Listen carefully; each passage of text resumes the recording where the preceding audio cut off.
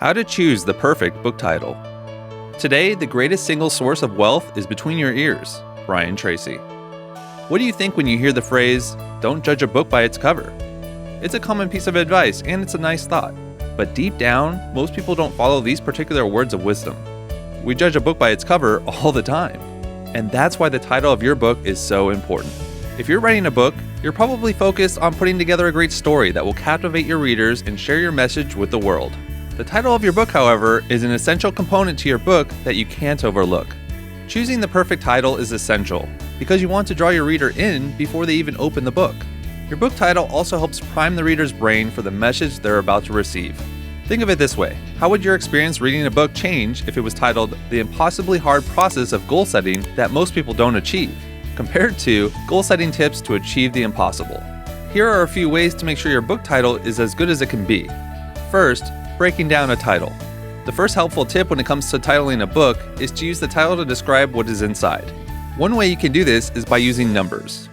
For example, you might choose to call your book 9 Ways to Stay Healthy and Strong, or 50 Things to Do Before Turning 50. A descriptive title can help people understand what your book is about at a glance. Numbers add structure, helping the title be memorable while telling people what they can expect to find inside.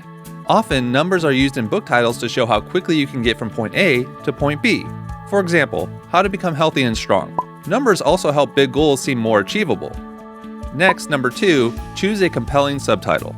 Once you've come up with a title, add a subtitle that's a little longer and more descriptive. In many ways, the subtitle of your book is actually more important than the title. This is where you can communicate valuable information about your book, helping somebody decide whether they want to pick it up. Your subtitle clarifies your title and further explains what your book is about. Use your subtitle to speak directly to your audience, address their pain points, and describe exactly how your book will help. For example, the subtitle of Brian's book, The Psychology of Selling, reads, "Increase your sales faster and easier than you ever thought possible." The book is intended for an audience of salespeople. They want to increase their sales, and they want to do it quickly and easily. This subtitle helps convince them that the book is a good fit to meet their needs. If you don't know where to start with writing a subtitle, go to a bookstore and look through the books in your industry or niche.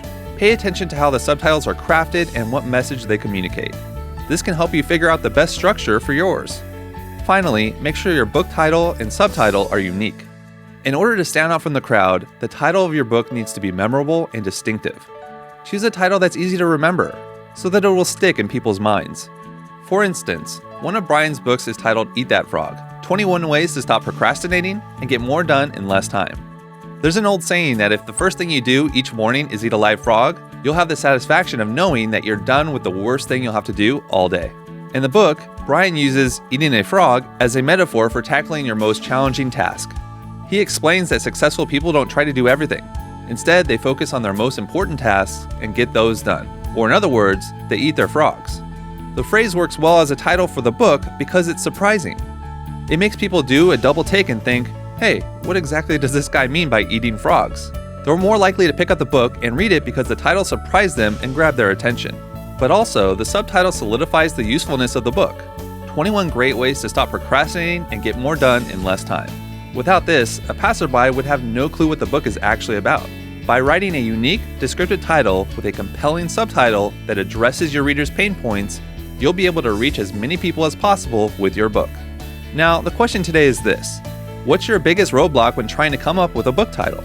Leave a comment below and Brian will be sure to follow up with you. Thanks for watching, and remember, as Brian always says, if you want to change your future, take action and take action now. If you enjoyed this video and you feel it was valuable, subscribe to my channel, like this video, and share this video with your friends.